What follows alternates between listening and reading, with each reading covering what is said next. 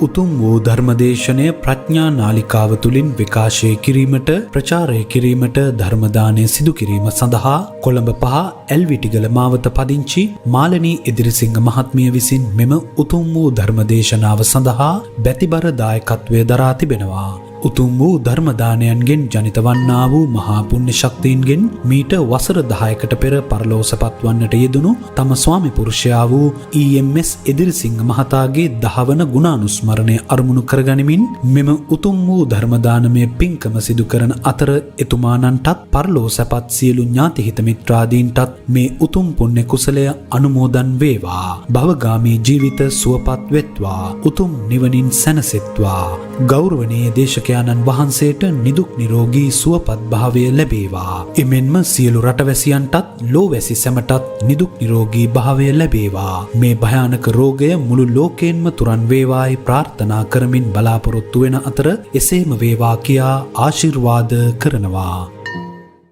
නමෝ තස්සේ භගවතෝ අරහතෝ සම්මා සම්බුද්දස්ස නමෝ තස්සේ භගවතෝ අරහතෝ සම්මා සම්බුද්දස්ස නමෝ තස්සේ භගවතෝ අරහතෝ සම්මා සම්බුද්දස්ස තදාගතං අරහං තං චන්දිමා සරණං ගතෝ රාහුචන්දං පමුච්චස්සු බුද්ධාලෝකානුකම්පකාති. ධර්මානුශාසනාව ප්‍රඥාරූප වාහිනිය තුළ විකාශනය කිරීමේ අනුග්‍රහක දායකත්වය දරුවා වූ පින්නතුන් ප්‍රමුඛ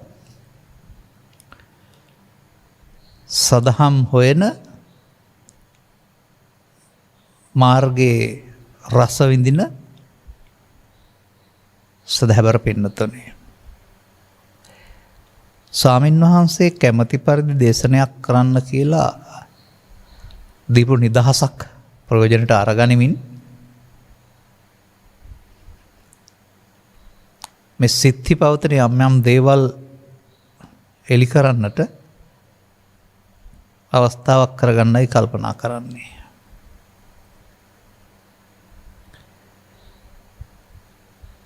තථාගත බුදු පියාණන් වහන්සේට සුගත කියන ගුණය තිබෙන්නේ හිතකර බසක් වදාළ හේන් කියන එක. ඒ වගේම තමන් වහන්සේ පිළිබඳ කරන්නා වූ විස්තරවල සඳහන් වෙන්නේ පරිනිබ්බතෝසෝ භගවා පරිනිබ්බානාය ධම්මං දේශේති කියන එක. ආගතුන් වහන්සේ මේ නිවුන සැනසුන තැන හොයාගෙන ඒ සුවය අනිත් අයට ලබා දීම පිණිස ධර්ම දේශනා කරනවායි කියන එක.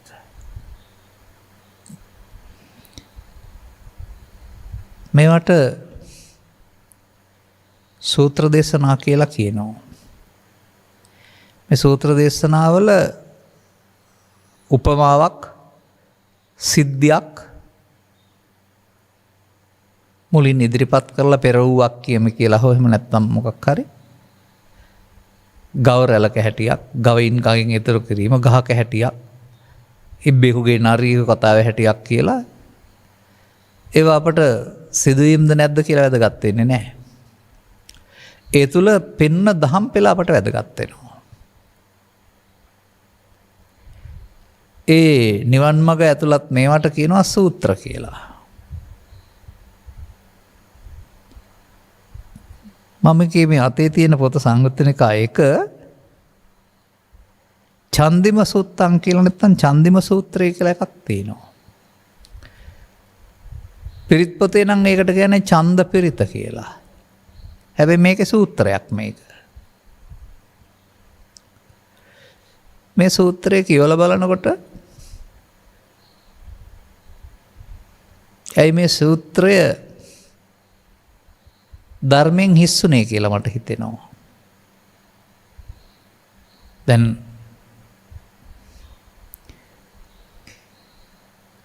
දක්ෂ ගාපල්ලෙක් තොටුපොළින් සරත් සමය තුළ ගවින් එදර කරන්නාසේ සෝවාන් ආදී මාර්ගඵල වලින් සසරින් එතර කිරීම උපමාවකට ගත් එකක් තමයි චුල්ලගෝපාල සූත්‍රය. ස්වභාවිකව වැඩෙන්නා වූ ගසක වැඩෙන කිරි පස්පොලකින් කොටපුහම ගහේ තියෙන නිසා එළියට එන එක උපමා කරගෙන ප්‍රසාදයන්ට බාහිර ගෝචර රූප ගැටෙද්දී තමන් හිතේ හදාගත්ත කාරණා ටිකෙන් දුක් විඳිනවා එක පෙන්නපු එක තමයි කිරොක්කෝපම සූත්‍රය. ඒ හැම එකක්ම බාහිර සිද්ධිය ගවලපලා තියෙන්නේ අපට. මෑතදී කුම්මෝපම සූත්‍රය ඉදිරිපත් කළා මම දෙතුන් වතාවක් මතක් කළා. කතාව ඉබ්බගේ නරියගේ නමුත් ඒක උපමාවක් විතරයි. හිවලා ඉබ්බට කරන්න හදපු දේ ඩැහැ ගැනීම. කටුවෙන් එළියට දාපුවම පස්පොළ කඩා ගන්න. හරියට බුදුරජාණන් වහන්සේ ගංගේ කොරේ ඉඳලා දැක්කා වගේ. දැකපු දෙයක් කිව්වා වගේ. ඒක අපට උනාද නැද්ද කියලා හොයන්න ඕන නෑ. මොකද ඒකේ උපමාවනේ ඒක සිද්ධිය අපි ළඟ. පස්පොළ එළියට දැමීම පස්දර බාහිර සමාජයට විවෘත කර ගැනීම. ඉන්ද්‍රයන් බිඳ බැල රෝබේට්ට දෝෂයට අහුවීම මාරයට අහුවීම. එතකොට හිවලා ඉදිබුවාගේ පස්පොළ කඩාන කන්න බලන් ඉන්නවා වගේ පුවාදානේ නැමති මාරය අපිව සසරට බැඳගන්න බලන් ඉන්න එකට ගලපලා තියෙනවා. බලන්න මේ ගැළපීම්. ඒ හැම එකකම සූත්‍රයක් හෙවත් තථාගතයන් වහන්සේගේ අර නිබ්බානාය ධම්මං දේශේති තියෙනවා. මේ මොකද කියන්නේ? අපි අහලා බලමු. තේනකෝපන සමයේන චන්දිමා දේවපුත්තෝ රාහුනාසුරෙන්දේන ගහිතෝ හෝති. ඒ සමයෙහි චන්දිමා නැමති චන්දිම දිව්‍ය පුත්‍රයා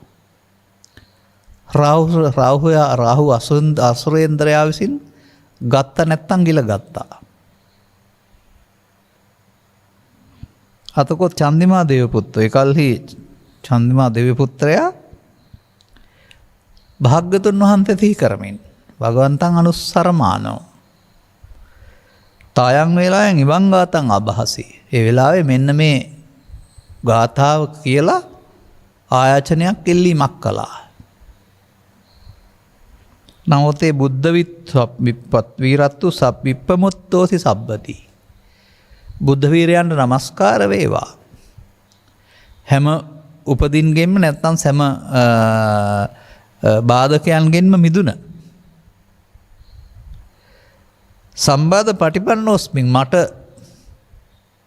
පොඩි සම්බාධාවක් පැමිණලා තියෙන්නේ මේ ගිලපු එක.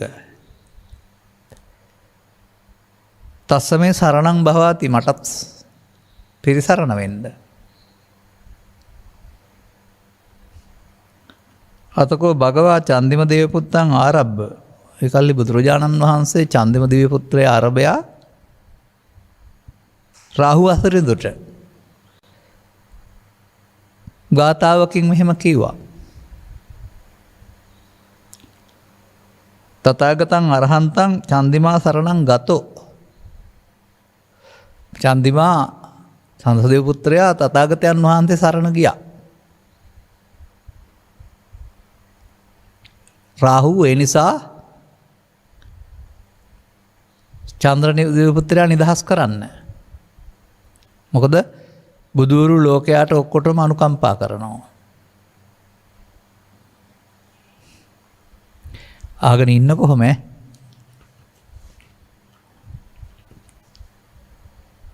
අතකෝ රාහු අසරින්දෝ චන්දිමන් දේවපුත්තන් වොංචිත්වා.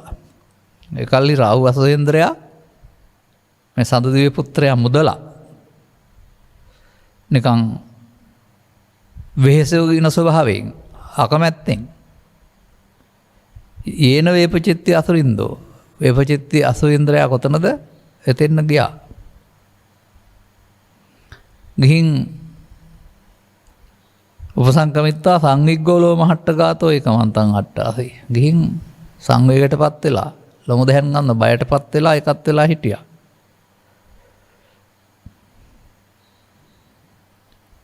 එකමන්තං ටිතංකෝ රාහු අසුරින්දං. මේ එකත් පස හිටියා වූ රාහු අසුරේන්ද්‍රයාට වේපචිත්ති අසුරේන්ද්‍රයා ගාථාවකින් මෙහෙම කිව්වා. කිං සංතරමානෝව රාහු චන්දං පමුංචසී. මොකද මේ කරපු වැඩේ කල්බලයට පත් වෙලා රාහු ඔබ මේ හඳ මිදුවේ. දැන් මෙතන අවුල් වෙලා ඇවිදින් කලබලයට පත් වෙලා මොකද මෙතෙන් වෙලා මේ ඉන්නේ? කින්නොබීතෝ තිට්ඨති. උත්තර දෙනවා. සත්දහමේ ඵලේ මුද්දා ජීවන්තෝ න සුඛං ලබේ. මට ජීවත් වෙන්න හම්බ වෙන්නේ නැහැ. මගේ සිත සත්කඩකට පැලෙයි. මන්ද හේතු බුදුන් වහන්සේ වදාළ දේ අහලා තම බිහිතිටපත් වුණා. නැත්තම් ඒට එකඟ වෙන්න සිද්ධ වුණා. ඒ නිසා මම හඳ මිදුවා. දැන් මෙතන ඤූතේ ඤෝතේ මුංචේ චන්දිමන්ති කියන එක දිව්‍ය පුත්‍රයා කියලාත් නෑ අන්තිමට. එදින් සඳ නොමිදුවිනේ නම් මගේ හිස සත්කරකට පැලෙන්නේය. ඒ නිසා සැපක් ලබන්න බැරි නිසා මම මිදුවා. දැන් සූත්‍රය ඉවරයි. කොබන ඇයි මේක මේ ත්‍රිපිටකයේ තියෙන්නේ? මේ කතාව තේරුම් ගන්න පුළුවන් අපිට. අර වගේ උපමා උපමීය ගැලපීමක් නැති කවුරු ගැනද මේ කියන්නේ? හිරු දෙවියන්ගේ නෑයෝ සඳ දෙවියන්ගේ නෑයෝ ආදී අපේ මේ මුත්තෝ ඉරෙන් හදෙන් වැඩගත්තෝ. හිරුට සඳට දෙවියන් කියලා කියනවා මනුස්සයෝ. දැන් මේ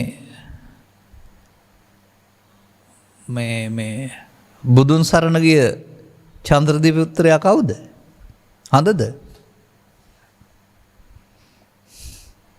මොකද්ද මේ රාහු ගිල ගැනීම? මොකද්ද මේ බුදු සරණෙන් රාහුන්ගේ මිදීම? හැමදාම පිරිත් පොතේ මේක කියා ඉන්නවා. අපි බලමු. මේක නෙමෙයි මේ සමාජයේ මේ සදරාහු ගිලීම කියන කතාවේ තියෙන තේරුම. සඳ පෘථිවිය උපග්‍රහයක්, පෘථිවිය සූර්යාග්‍රහ මණ්ඩලයේ ග්‍රහයෙක්. සූර්යයා වටා පෘථිවිය තමා වටා භ්‍රමණය වෙනවා අවුරුද්දකට සැරයක් රවුමක්. පෘථිවිය වටා සඳ දවස් 28කට වතාවක් කරකෙමින් භ්‍රමණය වෙනවා. මේ අනකොට මේවා එක පෙළට හිටින වෙලාවක් තියෙනවා. ඉරේලිය පොළොවට වැටෙනකොට පොළොව කිලින් එහා පැත්තේ හඳ හැම හිටියොත් සරල රේඛීය වෙනවා කියලා කියනවා.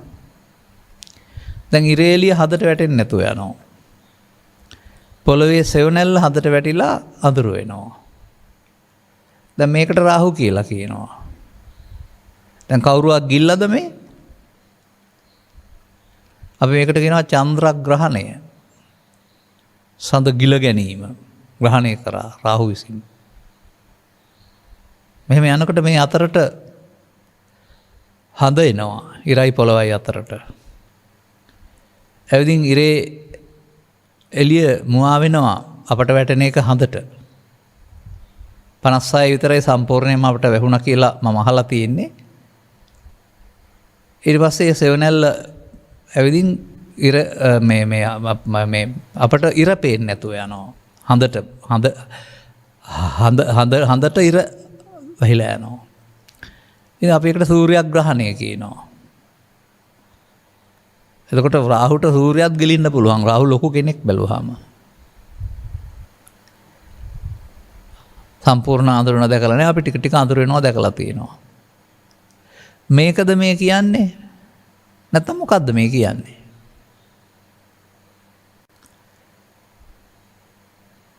මේ වගේ දේවල් පිළිබඳව බලන්න නිකං බැහැ. තථාගතවරු ලෝකයට අනුකම්පා කළා. හැම පදයක්ම සුගතයි. ලෝකේ තියෙන හැම දෙයක්ම තුළින් මිනිසා දුකටපත් වෙන හැටි සහ දුකින් මිදෙන හැටි දේශනා කරනවා. එහෙනම් ඒක තේරුම් ගන්නට අවශ්‍ය. කලක් තිස්සේ පිළිබඳ හිවිල්ලෙන් හිටපුවාම ඒකට කියනවා ගම්බීරේසු ටානාටානේනු ටානේසු පඤ්ඤා චක්කුං කමති. ඉතින් මේක ඉවරයි මෙතනින් එහා පැත්තට. මොකක්වත් බණක් නැහැ. ඇයි එහෙනම් ඒකට සූත්‍රය කියන්නේ? මොකක් හරි අඩු වුණාද? මේක තිබුණ දේවල් කතාව අයින් කරලාද මේ තියෙන්නේ? මම එහෙම කලක් තිස්සේ මේවා දිහා හම්බුනහම කියවලා පොත පැත්තකින් තියලා S2 පියාන්න කල්පනා කරනවා. හිතකරු වසක්ම වදාළනින් තථාගතයන් වහන්සේ මොකක්වත් හිත කර නැහැ මේකේ බැලුවාම. මේ ලෝකේ තියෙන සිද්ධියක් මිනිස්සු රාහු කේතු කියලා නම් හදාන තියෙනවා. ඒක මේ හේවණල්ලක් වටන එකක් මොකක්වත් නෙවෙයි ආයේ. ඒකට අපි නම් තිබ්බට රාහු කියලා. ගිලිල්ලකුත් නැහැ. ඒ වගේම මොකක්වත් නැහැ ස්වභාවයෙන්ම ආපහු භ්‍රමණය වෙනකොට අඳුර අයින් වෙලා එළිය එනවා. ඉතින් මට මතක් වෙනවා ඔය අවුරුදු 10 12 15 කාලේ මේ සිනමා හාල් වලට ආව ජනප්‍රිය කතාන්තරයක්. මේ කතාන්තරයේ හිටපු කෙලිලොල් තරුණිය රාජ උදාහතරට ලක් වෙලා සිරගත වෙනවා. දැන් ගීත රචකයා කවුද මම දන්නේ නැහැ. මෙන්න මෙහෙම කියනවා. සඳ රාහු මුඛයේ ගිලුණා ලෙසේ අඳුරු විය ජීවිතේ මාගේ ශෝකේ වෙලි. මේ ගීත රචකයාට තේරෙන්නේ නැති දේ අපේට තේරෙන්නේ නැත්තේ ඇයි? මොකක්ද අර කියන්නේ? හඳ පැහැදිලිව තියෙනවා.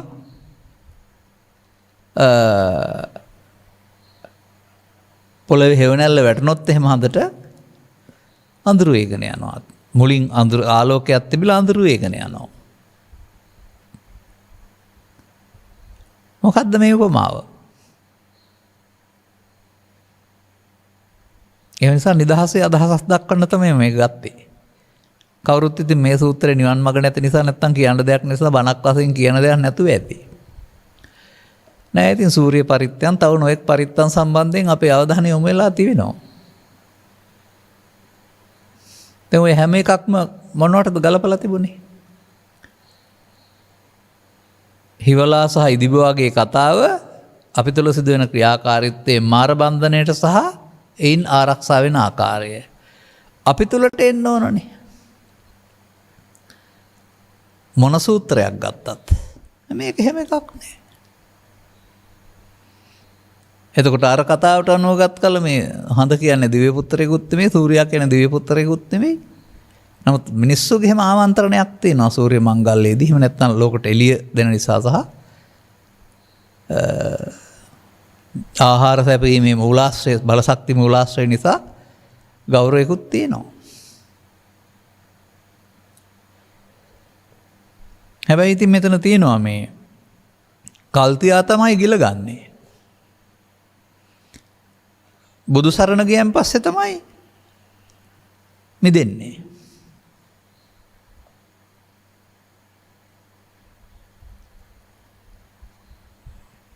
මම මෙහෙම දෙයක්ත් කියලා ඉන්නම්. ඔය ඔබ දන්න කතාවක නම නොකිය මම මෙහෙම කියාන යන්නම්කෝ. සිටු මැදරක කුමාරිකාවක් උපදිනවා. කෙලිදෙලින් වැඩෙනකොට මාලිගාවේ ඉන්න මෙහෙකරුවෙක් සමග මිත්‍ර වෙලා රහසින් ඈතට පැන යනවා.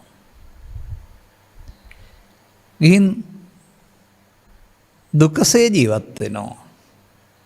දරු දෙන්නෙක් ලබා. පස්සේ කාලෙක හිටිය ඇති වෙලා මව්පියන් බලන්න එන්න වෙනවා. සැමියා මගදිමිය යනවා. යනකොට තිබුණ නැති ගංගාවක් එනකොට හම්බ වෙලා ගංගාවේදී දරුවෙක් ගහගෙන යනවා තව කුස්සෙක් ගෙනියනවා. ඇවිදින් බලපුවම මව්පියන් මිය ගිහින් දැන් මේ ආපහු වෙන ගමන ඊට පස්සේ යන්නේ ගෙදර නෙමෙයි බුදුරජාණන් වහන්සේ ගාවට. ඇඳිවත්තත් ගැලවෙනවා. නමුත් අන්තිමට දුකින් මිදෙනවා. ඉතින් මේක තරණක කතාවක් විදිහට එදා සිද්ධ වෙන සිද්ධියක් විදිහට අපි එළියේ ඉඳලා ඒක දිහා බලන් හිටිය ඇරුණාම ඊට එහාට දෙයක් ඔබට දකින්න බැරි වුණානේ නේ. හොඳයි. ඔබ පෙරපින් කළ බවින් මෙලොව උපදිනවා. ඒ වාසනා ගුණය තියෙනවා. ඒක සිටු පදවිය වෙන්න බැරිද? ඒ වුණාට ජීවත් වෙන්න ගිහින් අරමුණට එකතු වෙලා උපදිනිදානා පබවන්ති දුක්ඛා දුක් වලට හේතු රැස් කරන්න පටන් ගන්නවා. මේ දුකටපත් පුද්ගලයා සමග එකතු වීම වෙන්න බැරිද? ඉතින් ළමා වයස තරුණ වයස මැදියේ ඔස්සේ පෘථග්ජන භාවයෙන් ඈතට යනවා සංසුන් භවෙන්.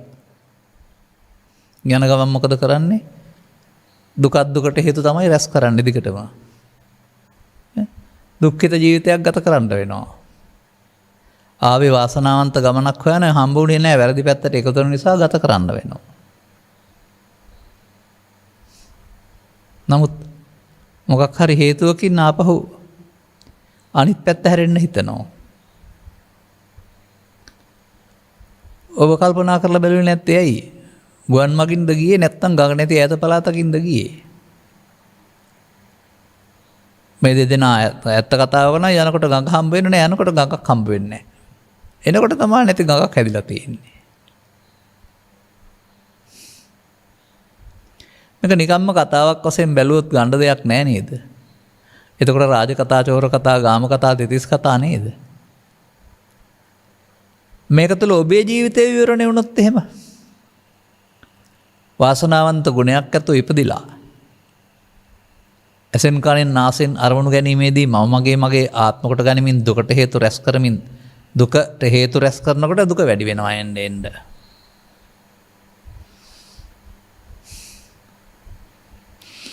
නමුත් කාගේ හරි ආශ්‍රයක් හම්බුනොත් එහෙම දුකත් හේතුවක් තේරුණොත් එහෙම දැන් ඈතට යන මග වෙනුවට ආපහු වෙන්න පටන් ගන්නවානේ.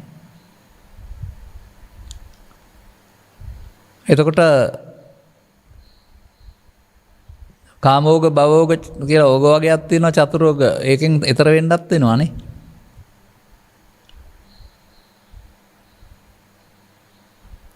දුකට හේතු නැතිවීමෙන් දුක නැති වෙන්නත් පුළුවන් එතකොටනේ.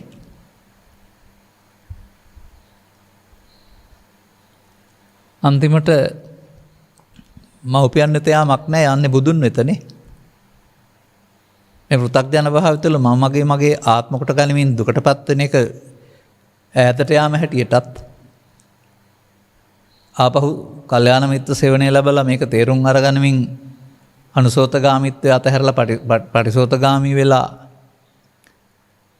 පිළිමයක් හෝ බුදුරජාණන් වහන්සේ වෙත වෙනකොට මේ නිවීමට සමීප වීම වෙන්න බැරිද මේ කියන්නේ? එහෙම ගත්තොත් මේක අපේ කතාව නේද? එහෙම වෙන්න බැරිද? එදා අඟුලිමාල හිටියද පටාචාර්ය හිටියද නැද්ද කියන කතාව නෙමෙයි. බුදුන් වහන්සේ පැහැදිලි කරන්න හිතකර බසක්. උන්වහන්සේට හැම එකකම දහම් පෙළක් තියෙනවා. අපිට දහම් පෙළෙන් ඈතට යන්න සිදුුනේ අපි කතන්දර සාහිත්‍යයට හුරු වුණා හින්දා කියලා කියන්නේ නැද්ද? මෙන්න මේ ඔස්සේ යමින් අපි හොයාගන්න බලමු.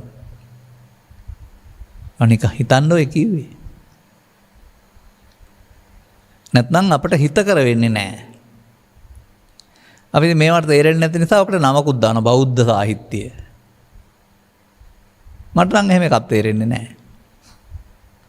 මොකද ඒව නිවන් මගක් නැති නිසා කතන්දර නිසා ඒක බෞද්ධ සාහිත්‍ය කියලා නමක් දානවා එකෙන් ගැලවෙන්න. නමුත් ජාතක පොතෙත් සඳහන් වෙනවා මේක නිදාන කතාවක්. මේක චතුස්සත්ත්‍ය ගලපලා දේශනා කරපුවාම අන්න චතුස්සත්ත්‍ය ගැලපීමක් තියෙනවා පූර්වාපර සංදි. පූර්වාපර සංදි කියලා අපි ඉතර ජීවිතේ මේ ජීවිතේ ගැලපුවට ඒක නොවෙන්න පුළුවන්නේ. ඒ කියන්නේ අපේ නුවණ මදි තථාගතවරුන්ගේ මේ දේශනාවල ධර්ම මගේ හොයාගන්න. ඒ නිසා අපි ලේසි එකකින් හොයාගන්න බලන්න ඕන. ඒ අපි පහුගිය දවස්වල කරන දේශනාවල ලේසි එක කෙලින්ම මග තියෙනවා තියෙනවා. සමහර සූත්‍ර දේශනා තියෙනවා කියලා බැලුවට සිංහල පරිවර්තනයේ ගැලපෙන්නේ නැහැ. වචන වලට වචන දීලා තිබුණාට ඒක ඇතුළතින් බලපුවම ගැලපෙන්නේ නැහැ. මම කියන්නේ සමහර ඒවා. ඒ ඉතින් පාලි දහම් පෙළ වැරදි නෙමෙයි සිංහල ගලපපෙකේ මොකක් හරි ප්‍රශ්නයක් තියෙනවා. මේ කවුරුවක් කියලා දී එහෙම කියනවා නෙමෙයි. සඳ ආලෝකමත්. නමුත් මේකට සෙවණැල්ලක් වැටෙන්න මොකද වෙන්නේ? අඳුරු වෙනවා. ඔබ මෙලොවට ඇවිදින් ඉන්නවා. ලාභය අලාභය සැප දුක නින්දා ප්‍රශංසා මොකක්වත් පුංචි කාලේ නැහැ. ජාතියක් නැහැ, ආගමක් නැහැ, කුලයක් නැහැ. ඇඳුමක් අඳවලා තිබුණොත් ඉස්සිපසු දන්නෙත් නැහැ. ඒ වගේම මේ සොරතල් හිනාව ඒ මූණවර හදවතේ පවතින වාංකභාවය තුළ හරිම ප්‍රියකර යෝන කෙනෙකුට.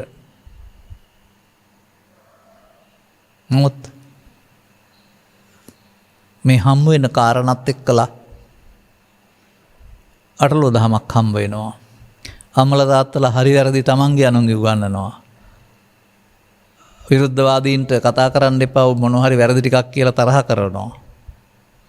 අර එකට එක සෙල්ලම්පත් වෙන වයසේ ජාති කුල නැතුව ඉන්න ඊට පස්සේ නැති ජාති කුල ටිකකුත් පෙන්නලා ඉහළ පහළත් ලෑස්ති කරනවා. දැන් ඉතින් අර සතුරින් තිබුණ ජීවිතේ මොකද වෙන්නේ? ටිකෙන් ටික ලෝභයෙන්, දේශයෙන්, මෝහයෙන් චිත්තාභ්‍යන්තරය උපදි වලින් පිරෙනවා. චිත්ත සංකිලේසා භික්කවේ සත්තා සංකිලිස්සන්ති.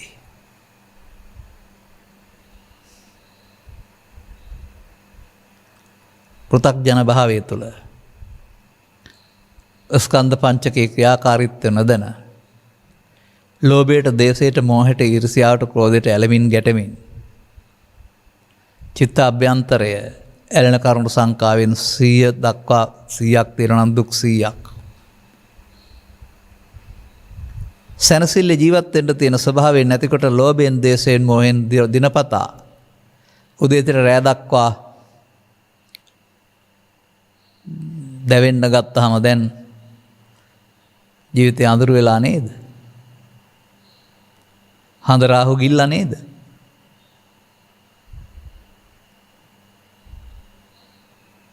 බලන්න හරියනවද කියලා. මඤ්ඤමානෝකෝ බික්ඛු බද්දෝ මාරස්ස. උපාදී මානෝකෝ බික්ඛු බද්දෝ මාරස්ස. යංකෝ බික්ඛවේ අනුසේති තේන සංකං ගච්ඡති.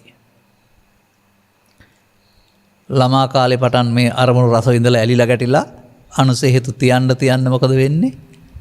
අපි යන්නේ සැපතෙන් ඈතට. අර අඳුර ආලෝකය වෙනකොට අපිට හම්බ වෙන්නේ අඳුර, අවිද්‍යා අන්ධකාරය. තේරුම් ගත්තේ නැත්නම් මැරෙන තුරුම ගිලිනවා. ආලෝකයට එන්න බෑ ආපහු. තවදුරටත් දුක්ම වැඩි වෙනවා ඇරුණාම වෘතග්ජන භාවයට. අනිකුත් බාහිර සැප සම්පත් තියෙන්න පුළුවනි. නමුත් ජීවිත අවසානයේට සැනසෙන්න මොකක්වත් විදිහක් නැති ප්‍රසාද හයට හමු වෙන හැම දෙයක් නිසාම චිත්තාභ්‍යන්තරයේ අප්‍රසන්න භාවයේ අකමැත්ත, ලෝභයේ, දේශයේ, මොහේ උපදිනකොට පරිලාහ නිරය හදාන ඉවරයි. දැන් ඉතින් කාගේ හේව නැල්ලද වැටලා තියෙන්නේ මේ? ඒ රාහු වෙන්න බැරිද?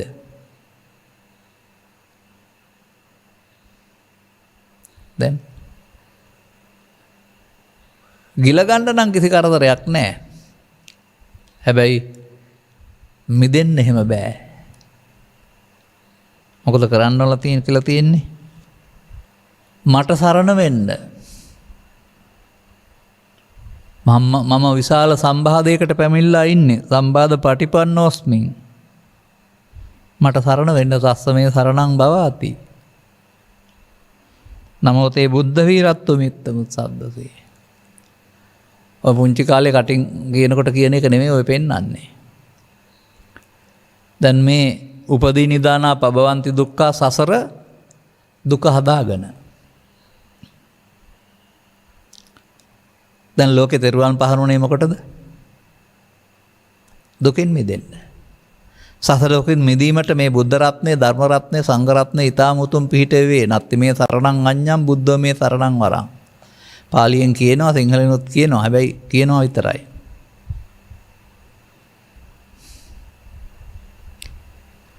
අවිද්‍යාව නැති මෝහාන්ධකාරයේ දොරකට විද්‍යාලෝකයේ ලෝකේ පහළ කරවා දාලා. මේ ඔබේ ජීවිතේ පුරා පැවතිනා වූ පිරීගෙන යන්නා වූ වර්ධනය වෙගෙන යන්නා වූ මේ අඳුර කාගේ අනින්ද මුදවන්න පුළුවන්කමක් තිබෙන්නේ? බුදු සරණින්නේ, දම් සරණින්නේ, සංඝ සරණින්නේ. කටින් කියන එකෙන් නෙවෙයි, පොතේ තියෙන එකෙන් නෙවෙයි. මේ අඳුර දුරු කරගන්නට තෙරුවන් සරණ කරගන්නේ කොහොමද කියලා හොයාගත්තාම අන්න එතෙන්දී අපට වෙන තැනකට එන්න වෙනවා. මම සමාජයට ගියමින් ඉන්නවා. ඔක නිකම් වචනෙට විතරයි අපි කියන්නේ. ප්‍රායෝගික ක්‍රියාවලියේදී පෘථග්ජන පුද්ගලයා ඔය ස්කන්ධ පහක් ගැන කතාවක් දන්නේ නැහැ. ඔය ඉතින් අර ශාස්ත්‍රවාදියෙක් බවට පත් වෙලා උද්දං වන්දාමි, දං වන්දාමි, සංඝං වන්දාමි කියලා ඒ වන්දින වස්තුණක් බවට පත් කරගෙන වැඳපුවාම පින් සිද්ධ වෙනවා කියලා ඒ පින් සිද්ධ කරගන්න තැනට හිර වෙලා ඉන්නවා.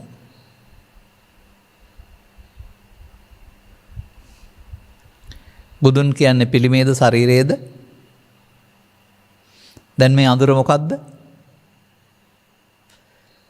මේ මිනිසුන්ගේ ජීවිතයට මේ වැටෙන්නා වූ අඳුර මොකක්ද?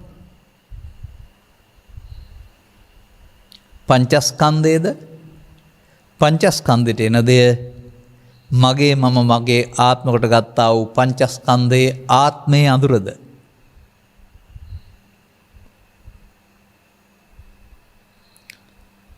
දැන් මිදෙන්න මොකද කරන්න ඕන?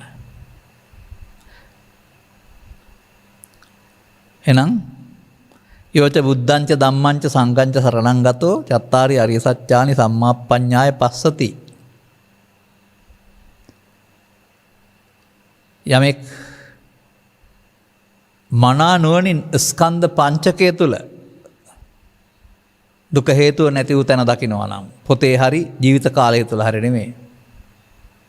මම එහෙමයි දකින්නේ ඒක. චත්තාරි අරිය සත්‍යානි පොතේ බලලා හරියන්නේත් නැහැ, ජීවිත කාලය තුල බලලා හරියන්නේත් නැහැ. ඒ මොහොතන ඉපදු ස්කන්ධ පංචකය තුල උපදින්නේ දානා පබවන්ති දුක්ඛ. දුක හේතුව ඒකේ තියෙන එක එකක්. ඒකේ දුක මොකද්ද? ඒකට හේතුව මොකද්ද බලන්න ඕන. ඒ හේතුව නැති කරොත් ඒ දුක නැති වෙන බව එතන දකින්න ඕන. ඊළඟ ස්කන්ධ පංචකේ තවත් දුකක් තියෙන්නේ. ඒක හේතුව තවත් එකක්. ඒ රූප, ශබ්ද, ගන්ධ, රස, පොට්ටබ්බ, තණ්හා කියලා හේතු පහක් හයක් තියෙන්නේ. ලෝභය, දේශය, මෝහය, ඊර්ෂ්‍යාව, ක්‍රෝධය, වෛරයෙන් දැවෙන කියලා දුක් එක ඒවා තියෙන්නේ. තථාගත දේශනාව සඳහන් වෙලා තියෙනවා අටලෝ දහම දුකයි කියලා හැම. ලෝකේ දුකයි කියලා හැම. කවුද මන්ද කායෙන් හරි පාඩම් කරන කියා ඉන්නවා. මට නම් කිසි අර්ථයක් නැහැ. බුදුරජාණන් වහන්සේට ලෝකේ දුකයි නෙමෙයි උන්වහන්සේලා නිකන් ඉන්නවා කිව්වේ ආබස්තර දෙවියෝ මෙන් ප්‍රීතිසපවල දනවායි කියලා. උන්වහන්සේලා නිවන් සුව විඳින්න වට වාසය දුක දෙවි. නමුත් අටලෝ දහම තිබුණේ නැද්ද? තිබුණා. අටලෝ දහම දුක නම් එහෙනම් බුදුන් වහන්සේට ගැලවීමක් වෙන්නේ නැහැ. අන්න අපිට ස්පෑ දෙනවා අටලෝ දහම වෙනයි, බාර ගැනීම වෙනයි. බාර ගන්නපගේ පුද්ගලයාගේ ජීවිතය අඳුර වෙනවා. තේරුම් ගත්ත පුද්ගලයාට ආපහු අඳුරින් එළියට එන්න පුළුවන්කමක් තියෙනවා. ඒ මොන සරණින්ද? ඒ බුදු සරණින් දම් සරණින් සංඝ සරණින්. අන්න ඔබටත් තේරෙනවා නම් මේ ලබාගත් ජීවිතේ බුදුවරුන්ගේ අවවාදානුශාසනාව ගන්නේ නැතුව පුද්ගලයෙක් වශයෙන් ක්‍රියා කරන්නට යාමේදී පංචස්කන්ධය ආත්ම කොට අරගෙන මගේ මම මගේ ආත්ම කොට ගනිමින් දුකට හේතු රැස් කරමින් ලබාගත් ජීවිතයේ සැනසෙල්ල ජීවත් වෙන්න තිබෙච්ච අයින් කර ගනිමින් මහ දුක් අගාධයකට පත් වෙන බව ඔබේ ජීවිතේ සඳ වැනි ආලෝකවත් තිබූ ජීවිතයේ රාහු ගිල ගැනීම තුළින් අඳුර වෙන හැටි ඔබ තුළින් දකින්න පුළුවන් වෙයි. එතකොට නම් දහම් පෙළක් තියෙනවා මේකේ. දැන් ඒකේ මිදෙන්න තමයි තථාගතයන් වහන්සේ තෙරුවන් කියලා පෙන්නලා තිබෙන්නේ. දැන් කොහොමද මේ අඳුරට මෙතෙන්ට ගලපන්නේ මේක? බුදුන් හොයන්න ඕනේ. සිද්ධාර්ථ කුමාරයාත් බුදුන් නෙමෙයි, සිද්ධාර්ථ රජතුමාත් බුදුන් නෙමෙයි. බුද්ධත්වයට පත් වෙන්න පෙරත් තාපසතුමත් බුදුන් නෙමෙයි. බුදුන් පිළිබඳ උන්වහන්සේ වදාරන්නේ ඇස් ඉදිරියට පේනවා කොණ්ඩඤ්ඤ තවුසට එනවා. සිද්ධාර්ථ ගෞතමයන් වහන්සේ. හැබැයි බුදුන් නෙමෙයි දකින්නේ. අන්න ශරීරය අලංකාර කරන සැප ලබන්න එනවා අපෙන් සිද්ධාර්ථ ගෞතමයෝ. දැක්කේ නෑ. නමුත් දැකපු තැනක් තියෙනවා. ධම්මචක්කං උදපාදි ධම්මස පාද වීමත් සමග සෝවාන් ඵලයට පත් වීමත් සමග බුදුන් දැක්ක කියලා කියනවා. මේ සෝවාන් මාර්ගස්ත පලස්ත වෙන්නේ නැතුව බුදුන් අඳුරන්න බෑ නේද කාටවත්? මේ එක එක්කෙනා එක එක බුදුන් ගැන සංකල්ප මැව්වට. සංගතනිකායේ සම්බුද්ධ සම්බුද්ධත්ව සූත්‍රයට යන්න බුද්ධ ප්‍රකාශයක්. තමන් බුදුන් කීවේ කවදා කියලාද පෙන්වලා තියෙන්නේ? සිවුර පරවපු දවසේද කෙස් කපපු දවසේද? නෑ. අන්න එළියන අරහස. පංචස්කන්ධයට එන දේවල් මගේ මමගේ ආත්ම කියන පංච උපාදානස්කන්ධය පරිහරණය කරන තාක්කත් මම ලෝකෙට බුද්ධත්වයට ප්‍රකට කළේ නෑ. යම් විටක පංච උපාදානස්කන්ධයෙන් මිදී පංචස්කන්ධය අනාත්මයට පත් වුණාද? එදයි මම බුද්ධත්වයට ප්‍රකට කළේ. බුදු සරණ කියන්නේ පිළිමයක සරණද පුද්ගලයාගේ සරණද? සසර දුකින් මිදීමට පංචස්කන්ධය අනාත්මයේ සරණද? දැන් පංචස්කන්ධයේ ආත්මය තුල රාහුගේ සේවනැල්ල වැටිලා ජීවිතය අඳුර වෙලා.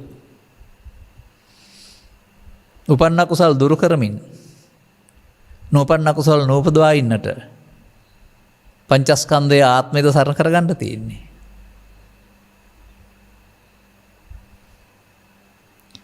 අන්න අර සිටු දියණිය ඈතට ගිහින් දුගී දුප්පත් වෙලා අසරණ ආපහු වෙන්න හැරෙනවා කියලා තියෙනවානේ.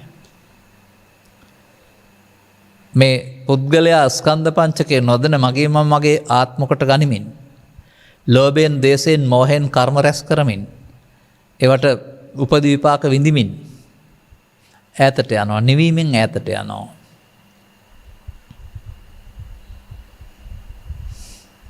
දැන් මේ වරද පෙන්වා දෙන්නේ කවුද? පුද්ගලයා වශයෙන් තථාගත බුදුවරු. තමන් ප්‍රත්‍යක්ෂ කරගෙන මේ ප්‍රමාද විහාරිත්වය තුළ ජීවිතය අඳුර වෙලා මහ දුක් අගාධයක් බවට පත් කරවන්න බව තේරුම් අරගෙන මේ ප්‍රමාද හේතු අඩු නම් ඉක්මනින් අයින් කරගත්තාම අර මුල තිබුණට වඩා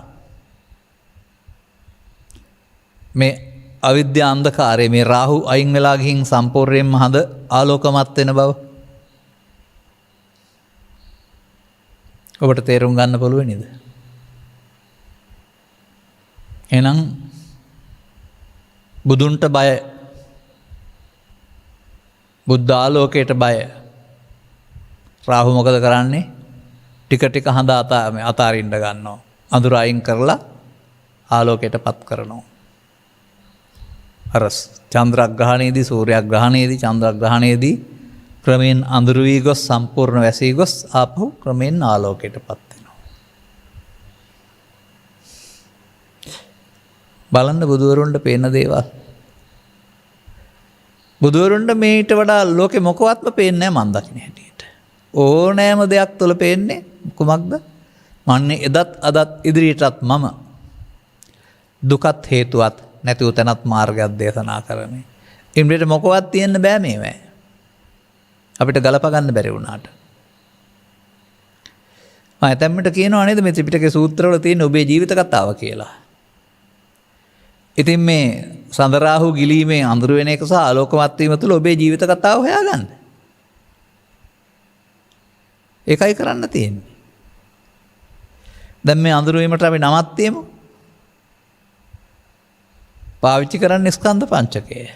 නමුත් ඒතන් මම හේතු හමස්පෙන් ඒසෝ මේ අත්තාහෙවත් මගේ ආත්මකට ගනිමින් චිත්තාභ්‍යන්තරයට හේතු එකතු කරමින් ලෝභය, දේශය, මෝහය බලවත් කරනු ලබනවා.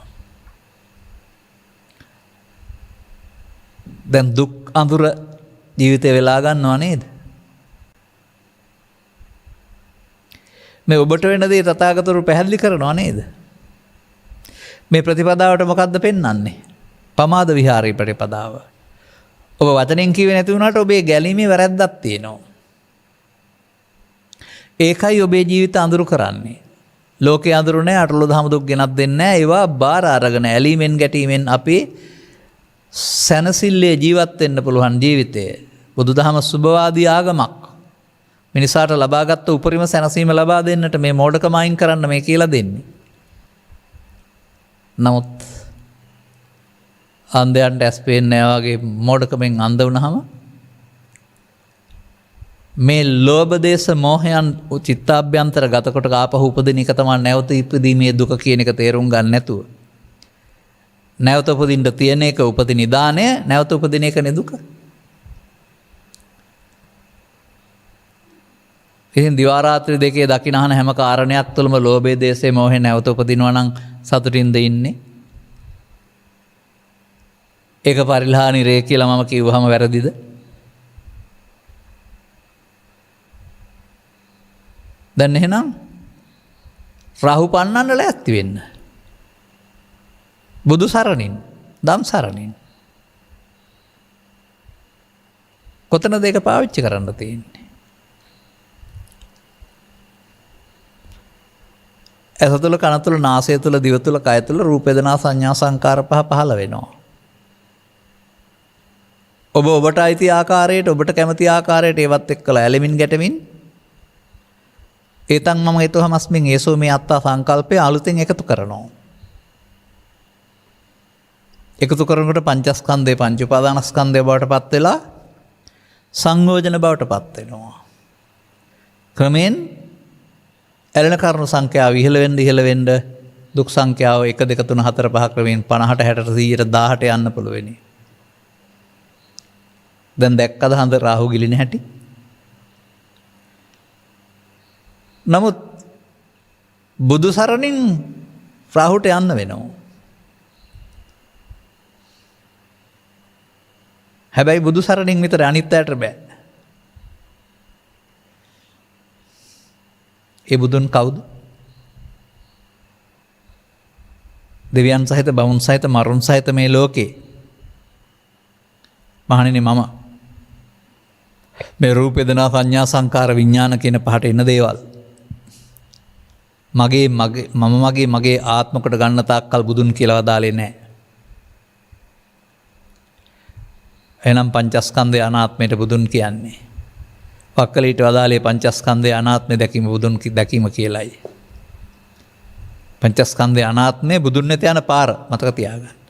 ධර්මයේ දකීද බුදුන් දකී කියලානේ පෙන්නන්නේ. එතකොට ධර්මයට යන පාර පංචස්කන්ධය අනාත්මය. ඔබේ ජීවිතයේ අන්ධකාරයේ රාහුගෙන් මුදවා ගන්න මේ බුදු සරණ තේරුම් ගත්තේ නැතවම කරගන්න බෑ නේද? තේරුම් ගත්ත පුද්ගලයාට නේද මේ උපන්න කුසල් දුරු කිරීම සහ නූපන්න කුසල් නූපදීම නම් වූ එකෙන් අඳුර ටික ටික දුරු කරන්න පුළුවන් වෙන්නේ.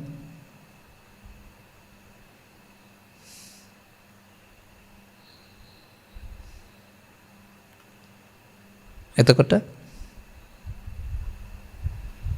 මේ බුද්ධ ආඥාවට මේ බුදුන් හෙළි කර මාර්ගයට අවනත වෙන්නේ නැතිව ඉන්න. පරාජය නොවී ඉන්න මේ රාහුට නැත්තම් මේ මාරයට බෑ. ඔබ අතහැරලා යනවා. සෝවාන් ආදී මාර්ගඵල පිළිවිලින් ඔබ අතහැරලා යනවා. මේ අඳුර මේ රාහු නිකන් නෙමෙයි. මොහොතක් මොහොතක් පාසාම ධර්මය සරණ කරගන්න ඕන. බුදුන් සරණ කරගන්න ඕන. දැන් බුදුන් පංචස්කන්ධය අනාත්මය නම් පංචස්කන්ධය අනාත්මය දැකීම බුදුන් දැකීම නෙවෙයිද? ඒ බුදු සරණින් මොකද වෙනව ඇත්තේ? ආපහු උපාදාන වෙන්නේ නැත්නම් උපාදාන වෙච්චි වැවිදින් ඉවර වෙනවා නම් උපන්න කුසල් දුරු වෙනවා. ආපහු උපාදාන වෙන්නේ නැත්නම් උපන්න කුසල් නූපදිනවා. මේ චිත්තාභ්‍යන්තර ගත කරලා තිබෙනා වූ ක්ලේශ ධර්මයන් ටිකින් ටික ඊට පස්සේ තුනී වෙන්න ගන්නවා නේද? වලාකුලින් පැහිච්ච හඳ වලාකුල් අයින් වෙනකොට පේන්න ගන්නවා. මේ සමාහිත හිත කියලා සංසුන්නාව හිත කියලා මට මතකයි. ඔය ಭಾರತයේ හිටපු මෑත හිටපු චින්තකයෙකුත් පොතක් කියලා තුනක් ක්‍රිෂ්ණමූර්ති සහ නිහඬ සිත ලංකාවේ පරිවර්තනය වුණා. නිහඬ සත කිත කියන්නේ මොකද? කෑකෝ ගහන්නේ නැහැ කියන එකද? සිතක් නැහැ නෙමෙයි තියෙනවා එතකොට. නමුත් ලෝභයෙන්, දේශයෙන්, මෝහයෙන් ආතුර නැහැ. අර බුදුරජාණන් වහන්සේ අර අරුත් මහරහතන් වහන්සේම දන්වලඳා ගිහින් ඉන්නවයි කියන්නේ ශුන්‍යතා විහරණයක්. අර වික්ෂුණීන් සඳහන් කරන්නේ උන්වහන්සේලා ගිහින් විවේකයෙන් වාසය කරනවායි කියලා. මොන විවේකයේද? කාලසටහනේ විවේකයේද? කෙලෙසුන්ගෙන් වියුක්ත වුණා වූ විවේකයේ උපදි විවේකය. ඔබට පුළුවන් නම් මේ ක්ලේශ ධර්මයන් ප්‍රහීන කරගන්න. ඔබට ආපහු යන්න පුළුවන්. රාහු අතහරිනකොට ඔබට ආලෝකය ආපහු වෙනවා. නිකන් ආලෝකය නෙමෙයි ඊට පස්සේ ප්‍රඥාලෝකයක. නමුත් ඒක පිළිබඳව අදාරන්නේ අසුරු ගසන සැනකින් කරන්න පුළුවන් දෙයක් විදිහට නෙමෙයි. මේ අඳුරු වීම බැලුවොත් එක දවසට නෙමෙයි එක මොහොතට නෙමෙයි ක්‍රමයෙන් ටික සෙවණැල්ල ඇවිදින් අඳුරු වෙන්නේ. ජීවිත කාලයේම අඳුරු වෙන පැත්තට ගියොත් එහෙම ආලෝකමත් කරගන්න කාලයක් නැහැ. එතකොට රාහු ගිලලම ඉවර කරනවා ජීවිතේ. 10කින් 15කින් 20කින් 30කින් ජීවිතේ අඳුරු කරන කාලේ නවත්තන්න පටන් ගත්තොත් එතනින් එහා පැත්තට රාහු අයින් කරන කාලේ පටිසෝතගාමී.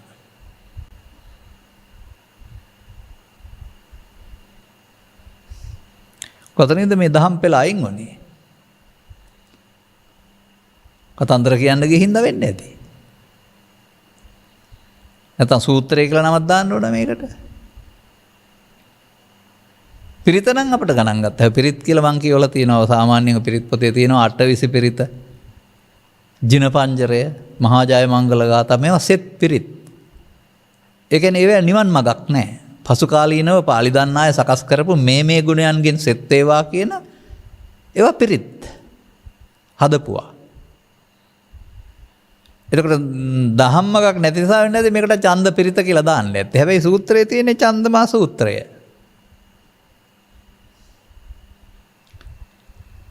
මම කිව්වේ මට ඉඩ දෙන්න පොත බලාන යම් දේවල් කියන්න කියලා. ඔය පොත්වල තියෙන සමහර දේවල් නිකම්ම බලන් ඉන්නේ නැහැ. වදේ බලලා කල්පනා කරනවානේ අපි. දැන් හරි. පුද්ගලයෙක් මෙලොව උපදිනවා. ඔහු නිදහසේ ඉන්න හැකියාව තියෙනවා. නහු ඔහුට සමාජයේ උගන්වනවා සංස්කාර ධර්මයන් නිස්සකාත්ම නම් වූ මේකට අහු වෙන්න කියලා. ඉතින් මේක දන්නේ නැහැ. මේක තුළ ක්‍රමයෙන් මොකද කරගන්නේ? ඔහු කය වැඩිමත් එක්කලා හිත ඇතුළෙත් ලෝභ දේශ මොහ බලවත් කරගනිමින් ජීවිතය අඳුරු කරගන්නවා.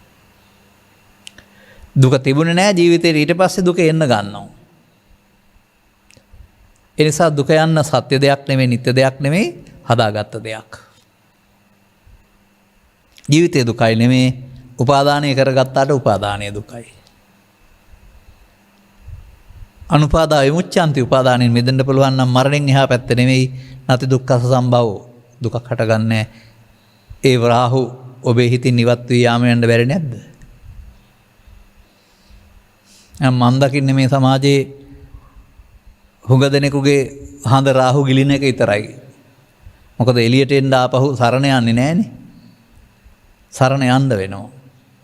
එතකොට තමයි ඒ සරණේ බලෙන් තමයි අතහරින්නේ. වැඩෙන ප්‍රතිපදාව වෙනුවට ෂේ ප්‍රතිපදාවට අවතීර්ණ වෙන්න අවශ්‍ය ඇස්පෑ දෙනවා ප්‍රඥාවන්තයින්ට.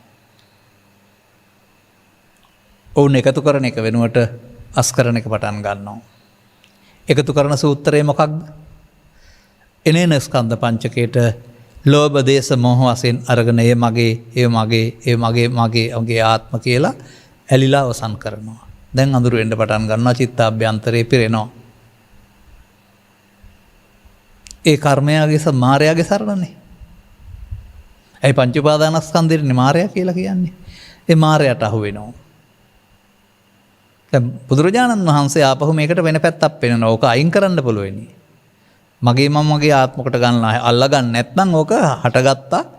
අල්ලා නොගැනීමෙන් අවසන් වීමේදී උපන් දේවල් දුර වෙන්නත් අලුතින් චිත්තාභ්‍යන්තරයට හේතු ඉතුරු නොවෙන්නත් පටන් ගන්නවා. දැන් මේක ආපහු යාමක්. දෙපයින් ආපහු යාමක් නෙමෙයි. පටිසෝතගාමී. අර කර්ම රැස් කරනවා මේ කර්මක්ෂය කරනවා. දැන් හරිනේ. කර්ම රැස් කරන කර්ම තුනක් තියෙනවා. ඒව ඔස්සේ යමින් ඉන්නවා. එහෙනම් ඔක්කොගේම ජීවිත හඳරාහු ගිල ගන්නවා. ඒ පාරවල් වල යන්න ගියාම කර්මක්ෂය කිරීමේ කර්ම එකක් තියෙනවා. ඒ එකේදීම අර කන්න කර්මයි සුඛ කර්මයි කන්න සුඛ කර්මයි තුනම තස්ස පහනායා චේතනා. අර වැතින උපාදානය අතහරින්න ඕන නේද එහෙනම්? දැන් දෙපයින් ගියේ නැතුණට ආපහු යාමක් නේද මේ පටිසෝතගාමී කියලා කියන්නේ. රැස් කරන්න ආවෙනට අස් කරන්නනේ. දැන් ඊට පස්සේ අර ඉස්සල්ලා පාවිච්චි කළේ මගේ ආත්මය දැන් පාවිච්චි කරන්න වෙන ස්කන්ධ පංචකය. ඇයට කනට නාසයට ගැටෙන මොහොතේ ජීවත් වෙන්නේ වර්තමානය තුළ. තස්මා උපදින් නකයිරා උපදි කරන්න එපා. අන්නේ නොකරන එක තුළ තමයි ඔබට අර චිත්තාභ්‍යන්තරයට බැස ගැනීමෙන් අඳුරු වෙන කතාව හේතු අයින් වෙන්න ගන්නේ. තව තැනක වෙන්නන්නේ මේකට ගිනි ඇවිලෙනවා ආපහු දර දාන්න නැත්නම් ගින්නන වෙන්න පටන් ගන්නවා. තව තැනක සඳහන් කරන්නේ දැල්ල ඇවිලෙනවා. තියෙන තෙල් වලින් තා වැටියෙන්. ආපහු තෙල් දැම්මේ නැත්නම් වැටිය නිමී යනවා. තේරුම් ගත්ත පුද්ගලයාට වර්තමානයේ දුකට හේතු එකතු කරන්න එපා කියලා නේද මේ පෙන්වන්නේ. තණ්හා මාන දිට්ඨි වශයෙන් ගලමින් මම හොඳ වැඩක් කරන්නම් කියලා ප්‍රතික්‍රියා දැක්වීමේ මමත්වයේ ක්‍රියාවට යන්න එපා. මෙතන සම්බන්ධය කඩන්න පුළුවන් කමක් තියෙනවා. ඒ නිසා මේ මම දකින කාරණයක් තියෙනවා. ඒ පුද්ගලයාට දුක් ගෙනත් දෙනු ලබන්නේ බාහිර ලෝකෙ නෙවෙයි. ඔහු විසින් හදාගත්ත කාරණා ටිකේ සෙවණැල්ල තමයි ඔහුට වදයක් වෙන්නේ. ඒක ටිකෙන් ටික අයින් කරන්න පුළුවනි. දැන් මේ රාහු ගිල ගන්න එක නවත්තනකොට කියනවා මං හිතන්නේ සෝවාන් පුද්ගලෙක් වෙනවායි කියලා. දැන් එතනින් එහාට තමයි මේ රාහු අතහරින්ට බුදුන් සරණ ආරම්භ වෙන්නේ. පංචස්කන්ධයේ අනාත්මය බලන එක.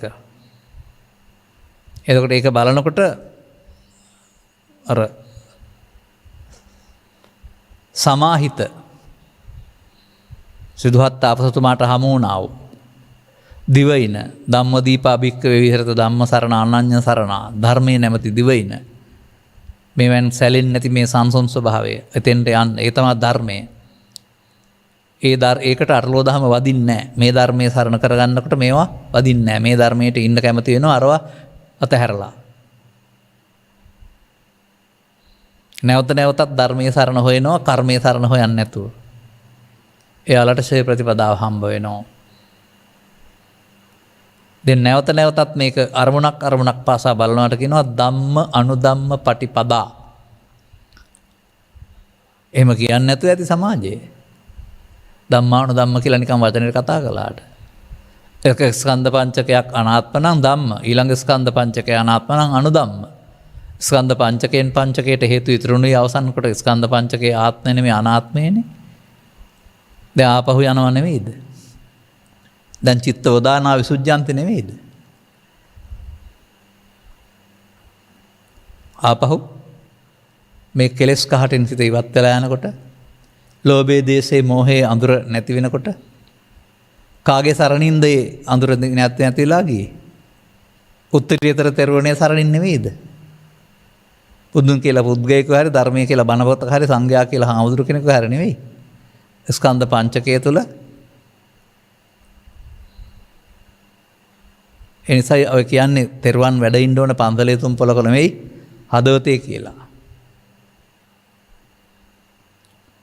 එතකොට අනුන්ගේ සංඝය වෙනකොට තමන්ම මේ අනාත්මය බලනකොට මේ ශාසනයේ සංඝ භාවයට පත් වෙනවා. ඒ ඕන කෙනෙකුට මේ සංසුන් ස්වභාවයේ සරණ හමු වෙනවා ධර්මයේ සරණ. ඒ සඳහා වුන්ට පංචස්කන්ධය අනාත්මය පිහිට වෙනවා. දැන් තෙරුවන් තුන් පොලකට එන්න එක තැනට එනවා. ඒ මම දකින ආරි සත්‍ය තෙරුවන්ගේ හැටි. ඒකෙදි බුදුන් පුද්ගලයෙක් වෙන්නේ නැහැ, ධර්මයේ බණපතක් වෙන්නේ නැහැ, සංඝයා හාමුදුරු කෙනෙක් වෙන්නේ නැහැ. ඒක සසර මුදුකින් මිදෙනදා ස්කන්ධ පංචකය තුළ භාවිතා කළ යුතු දෙයක්. රත්නත්‍රයේ අර්ථයත් කොතරම් සරල වෙලා සම්මතයට අර්ථ දක්වලා ආරි සත්‍යයෙන් කොතරම් ඈතට ගිහින්ද අපි ඉන්නේ. දැන් චන්දිම සූත්‍රය තුලත් එහෙනම් හඳරාහු ගිලින හැටි තියෙනවානේ ඔබේ ජීවිතේ.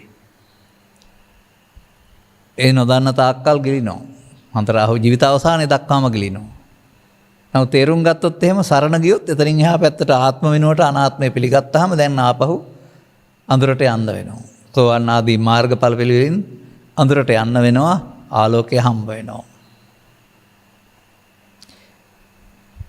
මේ දහම් මඟ මොනම පැත්තකින් හෝ ඔබ තුල දකින්නට පරිහාන ධම්මං හෝ භික්ඛවේ දේසිස්සාමේ මුල් ප්‍රතිපදාව, අපරිහාන ධම්මං ච ආරම්භක ප්‍රතිපදාව, අනුගමනීය ප්‍රතිපදාව ජීවිතය තුල ස්කන්ධ පංචකය තුල පස්සේ නෙමෙයි.